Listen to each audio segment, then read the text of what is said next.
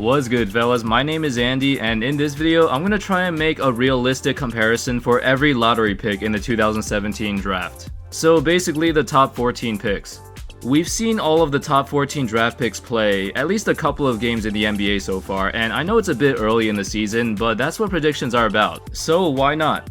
I'm gonna try to be realistic with these comparisons, and I probably won't be comparing these rookies to a ton of Hall of Famers because honestly, only a couple of players from each draft class are actually Hall of Fame caliber players.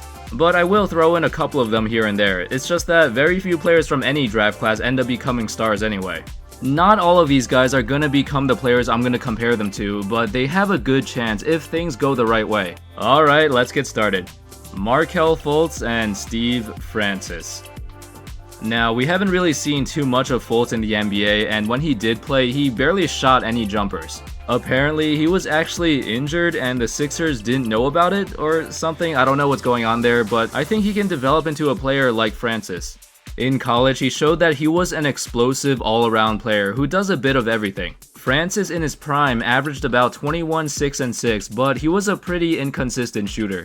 If everything ends up going well for Fultz, I think his playstyle and numbers could be very similar. He just needs to stay healthy. Lonzo Ball, Rajon Rondo. Alright, I know Lonzo has drawn some comparisons to a young Jason Kidd, but from what we've seen so far, I don't want to put him in the same category as him yet. I think Rondo is just a better comparison that has a better chance of happening. Rondo in his prime was a great defender, great playmaker, a bit turnover prone, but he's one of the few point guards in history who could impact the game without scoring a single point.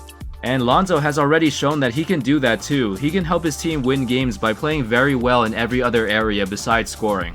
He also has more range than Rondo, so he's already ahead of him in that department. Jason Tatum, Danny Granger. I've seen Tatum being compared to guys like Paul Pierce, Carmelo Anthony, but the way he plays the game and his overall skill set reminds me more of Danny Granger. Granger averaged 24, 25 points a game in his prime, shooting about 40% from 3, which I can see Tatum averaging as well when he reaches his prime. They're both underrated defenders too because of their length. They can score in a variety of ways too. Post up, cuts, catch and shoots, both of them can shoot from anywhere. And they've got similar size as well. Tatum as a rookie looks a lot better than Granger when he was a rookie as well, so he's on the right path. Josh Jackson, Andre Iguodala. Jackson is an explosive athlete and arguably the most athletic player in the draft. He showed that he was a great defender in college and he's shown flashes of his defensive ability in the NBA too. Offensively, he's been kinda inconsistent in the NBA and in college. He has a decent mid-range jumper and probably a better three-point shot than Iguodala, but he probably won't ever be as good of a playmaker. But in the future anyway, his main focus will probably be defending multiple positions and using his incredible athleticism to finish at the rim, which are things that Iguodala was best known for, especially during his time in Philly. De'Aaron Fox, Stephon Marbury. I kinda had a hard time deciding what a realistic comparison for Fox would be. Some scouts have said that he could develop into a player like John Wall, but I don't think Fox would ever have Wall's passing ability, and he's more of a combo guard anyway. He's a good slasher and decent playmaker, but it's unclear if his type of playstyle can lead a team to wins, since he most likely will not have a very efficient game. All of this reminds me of Stephon Marbury. He was a great individual player, a great slasher, good passer too, but that's not what he's known for, and throughout his career he's had the perception of not being a pure point guard either. Jonathan Isaac, Andre Kirilenko. Kirilenko is, in my opinion, one of the most underrated defenders in NBA history. He never won a Defensive Player of the Year award, which I think is ridiculous. In his prime, he was mainly a small forward or power forward, but he could guard 1 through 5, shoot, pass, basically a Swiss Army knife type of player. Isaac is one of the more interesting lottery picks. He has the potential to be a much better scorer than Kirilenko ever was, but defensively is where Isaac is going to make his mark, just like him.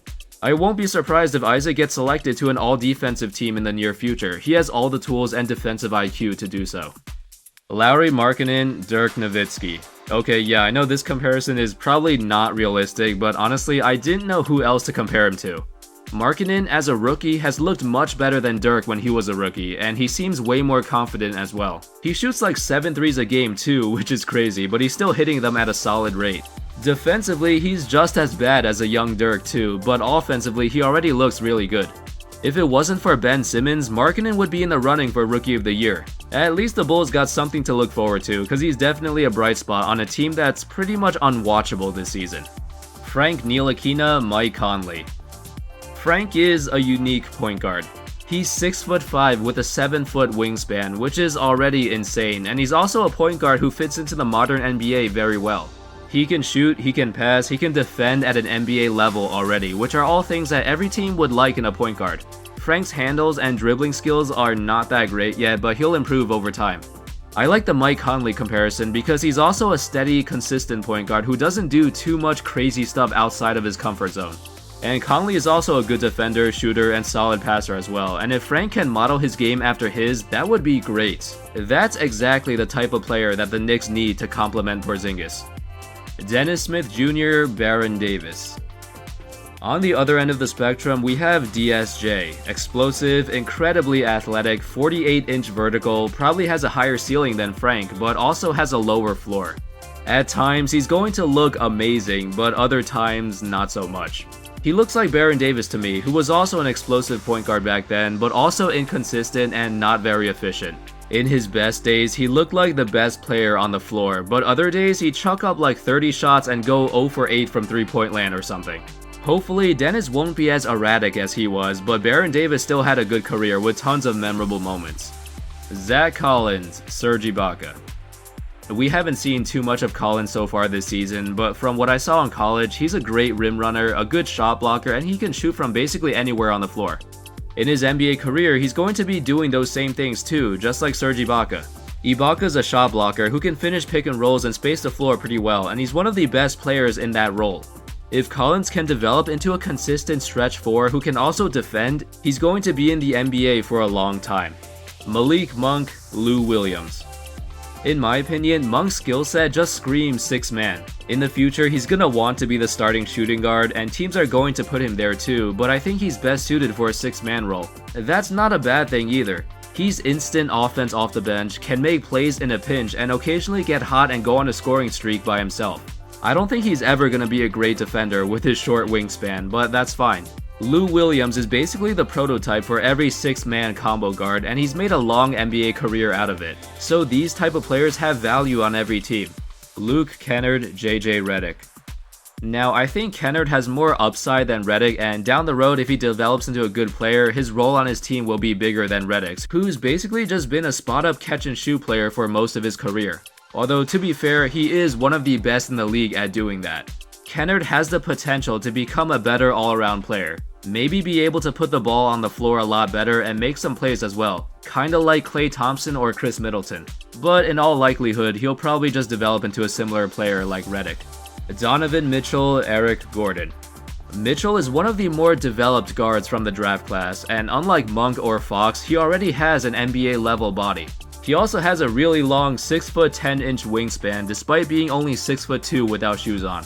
Mitchell is really strong for his size, and he's built similarly to Eric Gordon. They're both strong, stocky, and can take contact when driving to the rim.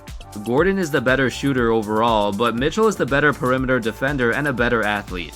I can see him becoming a great 3-and-D player who can also make plays when the team needs him to. And finally, last but not least, Bam Adebayo, Steven Adams.